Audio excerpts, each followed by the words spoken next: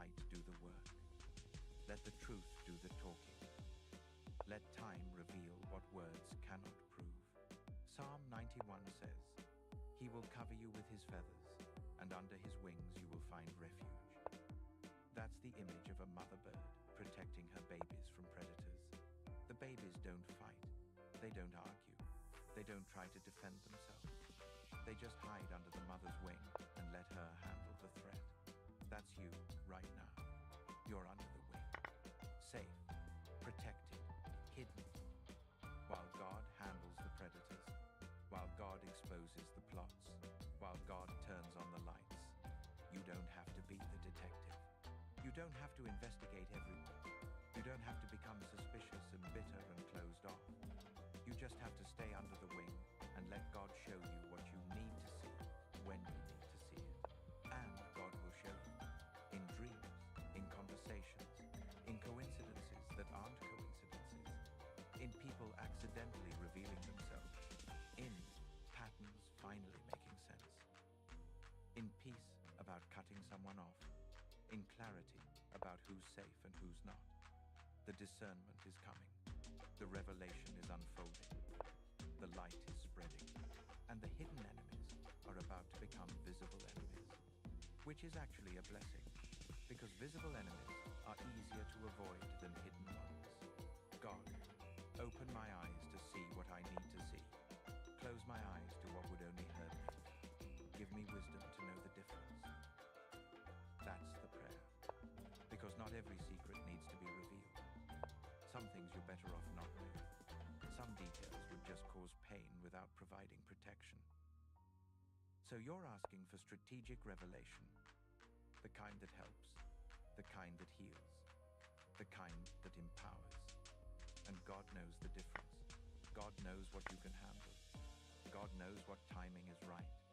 God knows how much light to shine so you can see clearly without being blinded. Trust the process. Trust the pace. Trust the protection. Because you're not going into this alone. You're not investigating in the dark. You're not guessing blindly. God is turning on the lights.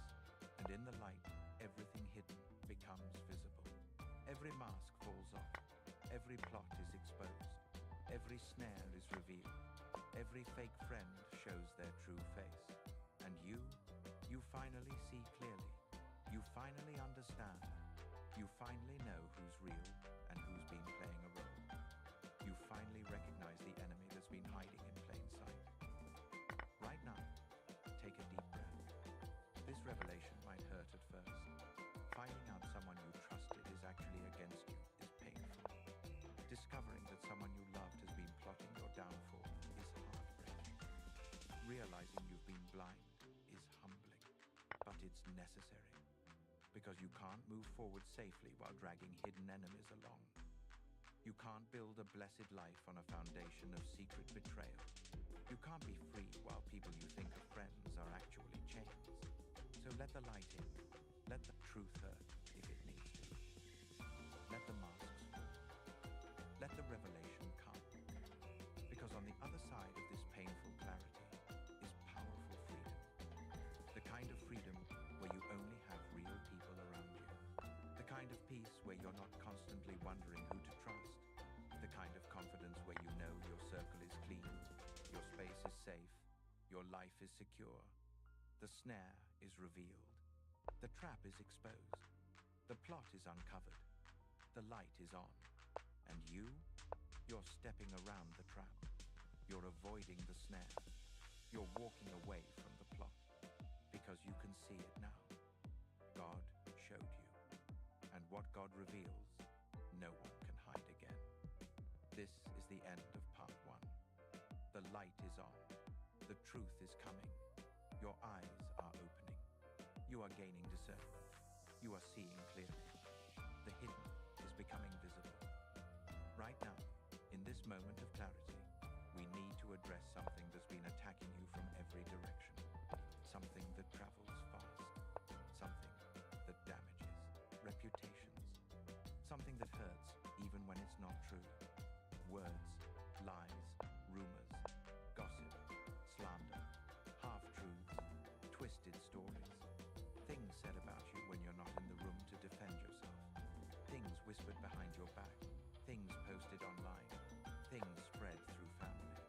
things that make people look at you differently, even though none of it is accurate. Psalm 91 calls this the arrow that flies by day. Not a physical arrow, a verbal one. Words aimed at your character, words designed to destroy your reputation, words meant to isolate you, words intended to make people turn against you. And these arrows have been flying. You've felt them. You've heard the whispers stop when you walk in the room. You've noticed the strange looks. You've seen the screenshots. You've heard through friends what's being said. You've watched relationships cool without explanation. Someone has been talking. Someone has been spreading stories. Someone has been painting you as the villain in a narrative you didn't even know existed. And it's been working. People believe lies faster than they believe truth. Drama spreads faster than facts. And by the time you find out what's being said, the damage is already done. But here's what I need you to understand. Those arrows cannot pierce you. Picture this right now. Picture yourself standing still. And all around you, arrows are flying. Dozens of them. Hundreds maybe. All aimed at you. Arrows made of lies. Arrows made of gossip. Arrows made of jealousy disguised as concern. But right in front of you, surrounding you completely, is a shield. Not a small shield, a massive shield. Made of glass, completely transparent, so clear you can see the arrows coming. So strong they can't break through. Watch what happens when the arrows hit this shield. They don't pierce it. They don't crack it. They don't even scratch it. They just hit the surface and slide down. Harmless, powerless, unable to reach you. That shield is God's protection over your reputation. The lies hit the shield and fall to the ground. The gossip hits the shield and slides off. The rumors hit the shield and bounce back. The slander hits the shield and returns to the sender. Nothing touches your heart. Nothing damages your peace. Nothing destroys what God is building in your life. Because here's the truth. What they say in secret cannot hurt you in public because God is defending you. You don't need to defend yourself. You don't need to argue with liars. You don't need to prove your innocence to people who have already decided you're guilty. You don't need to chase down every rumor and correct every story. God is your defense, and God's defense is better than yours. Because when you defend yourself, people can still choose not to believe you. But when God defends you, the truth becomes undeniable. Psalm 91 promises, His faithfulness will be your shield and rampart. A rampart is a defensive wall. It's not just protection, it's a fortress. It's a structure so strong that attacks don't just fail, they look foolish. That's what's happening right now. Every lie told about you is building your case. Every rumor spread about you is creating evidence. Every false accusation against you is setting up your vindication. Because lies have a shelf life. Truth doesn't. Lies need constant maintenance. Truth just sits there, eternal, waiting. Liars have to keep lying, adding to the story, making it bigger, trying to keep people convinced. But truth just waits. Patient, quiet, unmovable, and eventually, the lies collapse. They always do. Because lies require perfect memory and perfect consistency. And liars are neither perfect nor consistent. They slip up. They contradict themselves. They get caught. They reveal themselves. And when they do, everyone who believed them feels foolish. Everyone who spread the rumors feels guilty. Everyone who turned their back on you feels regret. But you feel vindicated. Not because you fought, but because you trusted the shield. You trusted that what's true doesn't need defense. You trusted that God would handle it in His timing.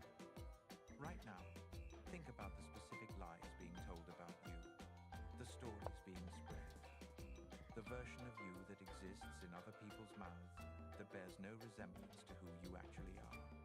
It hurts, doesn't it, to be misunderstood, to be misrepresented, to be made into a villain when you know your heart, to be accused of things you didn't do, to have your motives questioned when your intentions were pure.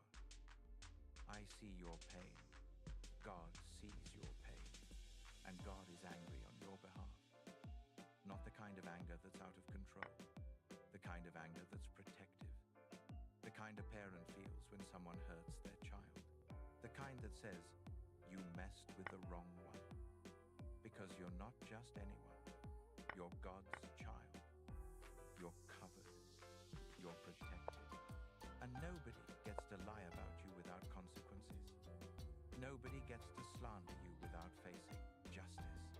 Nobody gets to spread rumors about you without God setting the record straight. Psalm 91 says, you will only observe with your eyes and see the punishment of the wicked. That means you don't have to do anything. You just watch. You just observe. You just witness what happens to people who come against you with lies. And what happens? Their lies expose them. Their gossip backfires. Their slander reveals their character. People start questioning them instead of you. People start seeing through their performance. People start realizing that anyone who talks that much about someone else has issues of their own. The arrows they shot at you, they're turning around, flying back to them, hitting their own reputation, destroying their own credibility. Because the shield doesn't just protect you, it reflects. It sends back what was sent to you. You don't have to wish harm on them. You don't have to pray against them. You don't have to plot revenge. You just have to stand behind the shield and let it do what it does naturally. The shield reflects. The lies return. The gossip backfires. The arrows reverse. Right now, I want you to release the need to correct every false narrative. Release the urge to defend yourself to every person who heard something. Release the desire to make everyone understand your side. Because here's the reality. The people who matter already know your character. The people who love you already doubt the lies. The people who are truly for you already question the source. And the people who were eager to believe the worst, they were never your people to begin with. Let them believe the lies. Let them spread the gossip. Let them choose their side. Because they're exposing themselves in the process. They're showing you who they really are. They're removing themselves from your life. And that's actually a blessing. You're not losing friends. You're losing dead weight. You're not losing support. You're losing fakeness. You're not losing relationships. You're losing connections that were always surface level anyway. Real relationships survive rumors. Real friends ask you directly. Real family defends you even when you're not there. Real support doesn't evaporate at the first whisper of drama. So if they left based on gossip, good. If they distanced themselves based on lies, blessing. If they chose to believe rumors over knowing you, thank you, God, for the clarity. The shield isn't just protecting you from the arrows, it's also filtering out the people who were never supposed to be in your life long term. It's cleaning house. It's doing the painful work of separation that you couldn't do yourself. Psalm 91 talks about the terror of night and the arrow that flies by day. That means attacks come both in darkness and in light. Some people attack you in secret. Some people attack you publicly. Some people whisper. Some people shout. But it doesn't matter. The shield covers both. The protection works 24/7. What they say in the dark gets exposed in the light. What they say publicly gets disproven by time. Either way, you're covered. There's a specific kind of pain that comes from being lied about by someone you trusted. Someone who knows the truth but chooses to twist it. Someone who was in your life, saw your heart, knows your character, but decided to weaponize that knowledge against you. That's betrayal on a different level. That's not just gossip from strangers. That's intimate warfare. That's someone using your vulnerabilities as ammunition. That's someone turning your secrets into slander. And it cuts deep, deeper than arrows from enemies. Because This is friendly fire. This is being stabbed by someone who knew exactly where it would hurt most. I'm not going to minimize that pain. It's real, it's valid, it's brutal. But I'm going to tell you this. Their betrayal doesn't change your truth. Their lies don't alter your reality. Their slander doesn't define your character. Their gossip doesn't determine your worth. You know who you are. God knows who you are. And eventually, everyone else will too. Because betrayers always reveal themselves fully eventually. They can't help it. The same mouth that lied about you will lie about someone else. The same pattern they used against you will be used against others. And people will start to see the pattern. People will start to connect the dots. People will start to realize the common denominator is them, not you. Right now, visualize every person who has been talking about you. Every mouth that has spread lies. Every tongue that has twisted your words. Every conversation where you were made the topic. Every group chat where you were torn apart. Picture all of them. And now picture God walking into those rooms, those chats, those conversations. Not angry, not aggressive, just present, just shining light, just standing there as the witness they forgot was listening. Watch their faces change. Watch the confidence drain. Watch the bravado disappear. Watch the realization hit them that nothing they said was in secret, that it was all heard, that it's all recorded, that it all matters, because God was in every room where your name was dragged. God heard every lie told. God saw every eye roll. God witnessed every smirk. God knows exactly who said what, when, why, and how many times. And God is not pleased, not because God is petty, but because God is protective, because you're his child. And nobody talks about his children without him taking note. What they said in secret is about to become public knowledge. Not because you're exposing them, but because liars expose themselves. Gossip about everyone eventually, and people get tired of it. Slanderers slip up and contradict themselves. Betrayers betray again, and people finally see the pattern. The shield doesn't just protect you, it also exposes them. Because when arrows can't reach you, people start wondering why. People start questioning the source. People start doubting the narrative. If they're such a bad person, why do they seem so peaceful? If all those things are true, why are they still blessed?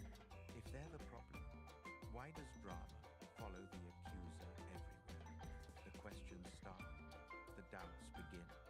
The truth emerges. Not because you defended yourself, but because the shield reflected reality so clearly that lies became obvious. Psalm 91 says, "He will command his angels concerning you to guard you in all your ways." That includes guarding your reputation. That includes guarding your name. That includes guarding what people think about you. You have angels assigned to you, and part of their job is reputation management. They're in rooms you're not in, correcting narratives. They're in conversations you don't hear, defending your character. They're orchestrating divine setups where the truth comes out naturally. You're not alone in this fight. You're not the only one defending you. There's an entire army you can't see working on your behalf, speaking for you, clearing your name, exposing lies, revealing truth. All you have to do is stay behind the shield. Stay quiet, stay peaceful, stay confident, and let the invisible army do what they do. Right now, I want you to speak this out loud if you can. I am not bothered by what they say behind my back. I am protected by what God says to my face. Say it again. I am not bothered by what they say behind my back. I am protected by what God says to my face. Feel the shift. Feel the arrows losing power. Feel the gossip losing its sting. Feel the lies losing their grip on your emotions. Because you're choosing God's voice over theirs. You're choosing truth over rumors. You're choosing peace over defense. You're choosing the shield over the fight. And when you do that, something amazing happens. The arrows stop mattering. Not because they stop coming, but because they stop landing. They hit the shield, and you don't even flinch anymore. You hear through the grapevine that someone said something terrible about you, and instead of spiraling, you just shrug. God knows the truth. That's enough. You see the screenshots of group chats tearing you apart, and instead of defending yourself, you just delete and block. Not my circus. Not my monkeys.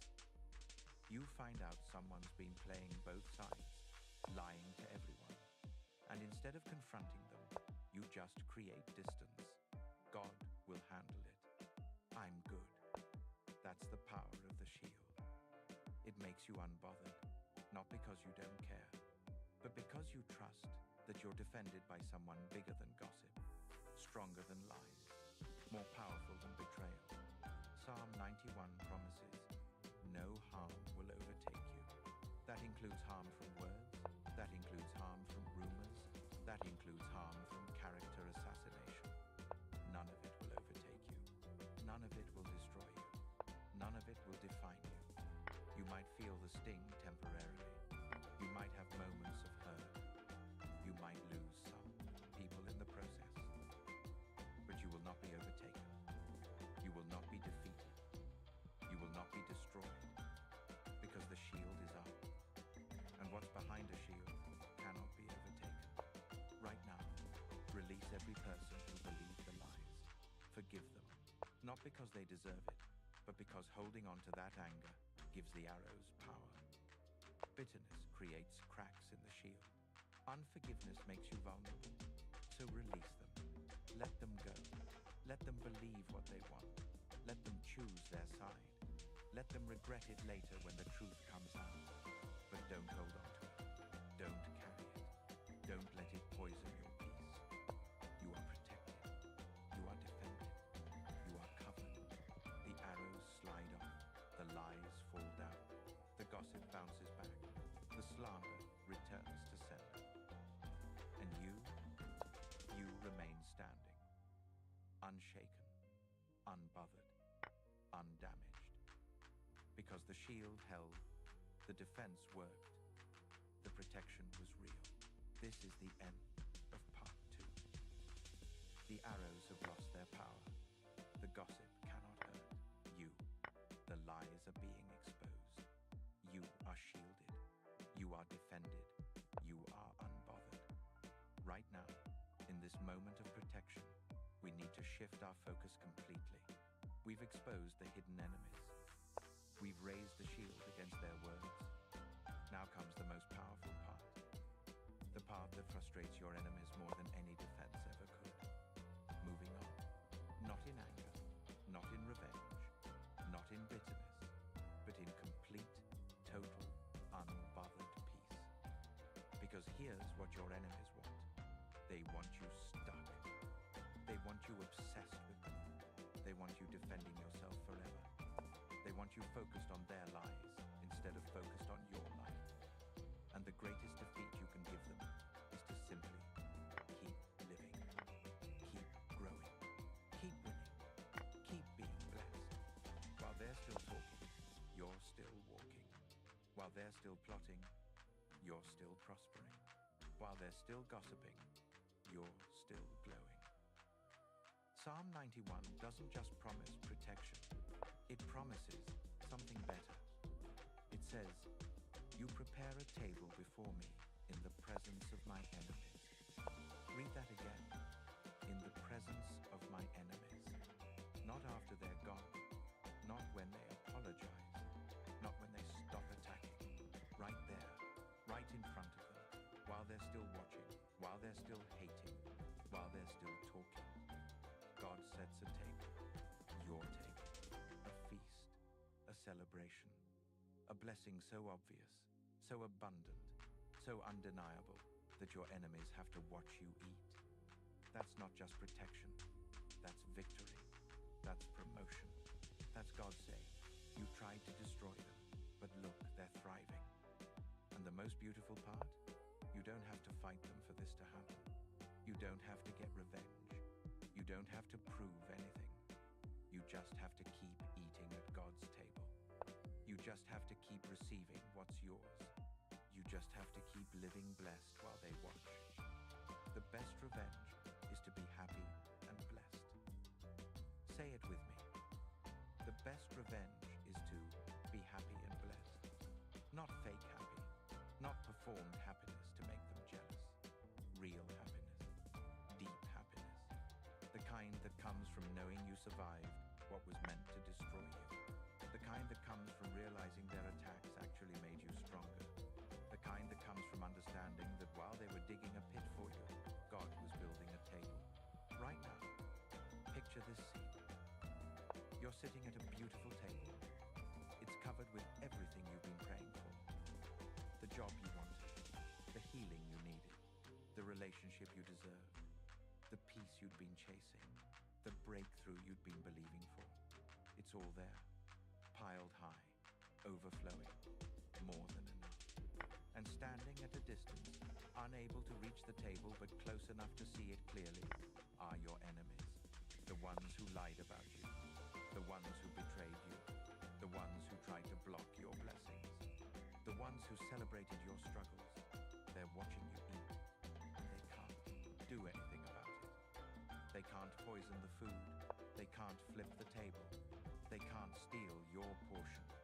They can only watch and wonder and realize that everything they did to hurt you actually positioned you for this moment. Because God doesn't just protect you from your enemies. God promotes you in front of them. God blesses you where they can see. God makes sure they know that touching you was the biggest mistake they ever made. Not because God is petty, but because God is just. Because promotion in the presence of enemies is proof that you're covered. It's evidence that you're chosen. It's confirmation that no weapon formed against you will prosper. You don't need to fight them. You just need to keep eating at God's table. That's it. That's the strategy. That's the victory. Not warfare, not vengeance, just living, just receiving, just enjoying what God has prepared for you while they watch from the outside. And here's what happens when you do this. They lose their power completely. Because the only power they had was the power you gave them through your intention. Your anger, your defense, your obsession with proving them wrong. But when you stop fighting and start feasting, when you stop defending and start dining, when you stop arguing and start advancing, they have nothing. They become irrelevant. They fade into the background of your blessed life like extras in a movie where you're the star. Psalm 91 says, "You anoint my head with oil, my cup overflows." That's abundance language. That's blessing language. That's more than enough language. God isn't just giving you scraps to survive. God is anointing you, honoring you, filling your cup until it overflows. And your enemies are watching it overflow. They're watching blessings chase you down. They're watching doors open that they tried to close. They're watching you rise in places they said you'd fall.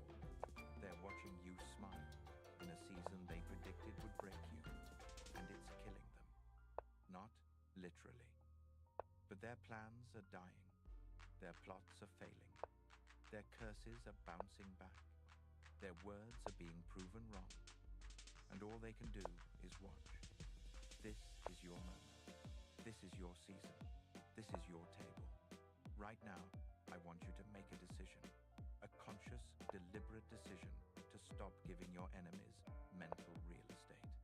Stop replaying the betrayal. Stop imagining confrontations. Stop checking to see if they're watching you. Stop wondering if they feel guilty. Stop waiting for their apology. Let it go. Not because they deserve your peace, but because you do. Not because what they did was okay, but because holding on to it is keeping you from the table. Not because you're weak, but because you're wise enough to know that carrying them in your mind is heavier than any burden they could put on your shoulders. Release them into God's hands, into their own consequences, into their own karma, into their own emptiness. But out of your head, out of your heart, out of your daily thoughts. Because every minute you spend spend thinking about them is a minute you're not enjoying the table. Every ounce of energy you spend on them is energy you're not using to receive your blessings. Every moment of anger you hold is a moment of joy you're blocking. I am moving forward. Say it. I am moving forward. Not with them, not for them, not against them.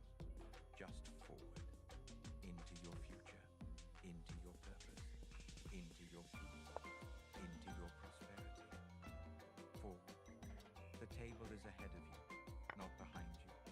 The blessing is in front of you, not in the past. The victory is where you're going, not where you've been.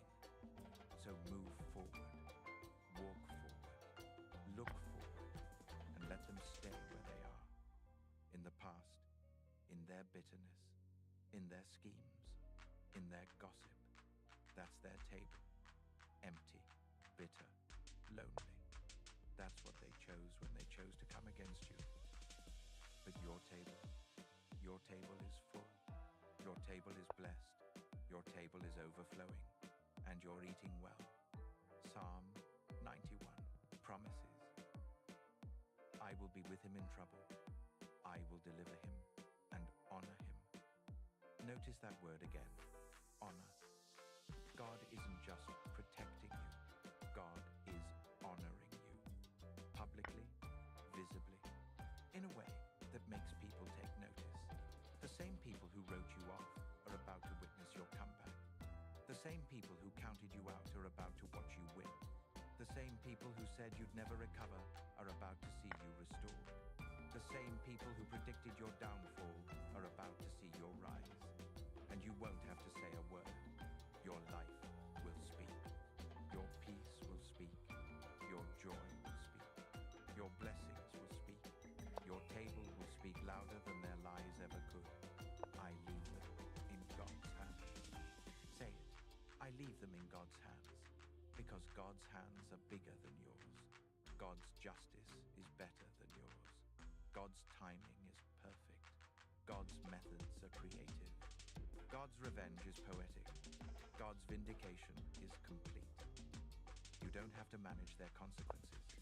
You don't have to orchestrate their downfall. You don't have to make sure they get what's coming to them. God has that covered. God is handling it. God is watching them. God is managing their account. Your job is not revenge. Your job is receiving. Your job is not punishment. Your job is peace. Your job is not proving them wrong. Your job is living right. So leave them in God's hands and get back to your table. Get back to your blessings. Get back to your purpose. Get back to your joy. Get back to your life. Because while you're focused on them, you're missing what's on your plate. While you're obsessed with their downfall, you're ignoring your own rise. While you're planning their exposure, you're delaying your own expansion. Let God handle them. You handle your blessings. Right now, think about all the time you've spent thinking about them. All the hours replaying conversations. All the nights unable to sleep because of anger. All the days ruined by bitterness. All the joy stolen by obsession with revenge. Add it up. How much time? How much energy? How much peace? How much happiness? Now imagine if you'd spent that time at the table instead, enjoying your blessings, building your dreams, healing your heart, strengthening your relationships, growing your purpose, living your life. That's what they stole from you. Not your reputation, not your character, not your future, just your present, just your peace, just your joy, and only because you gave them the key. Take the key back. Right now, in this moment, take the key back. Decide that they no longer have access to your emotions. They no longer control your mood. They no longer determine your happiness. They no longer rent space in your mind. You're evicting them. Not with anger, not with confrontation,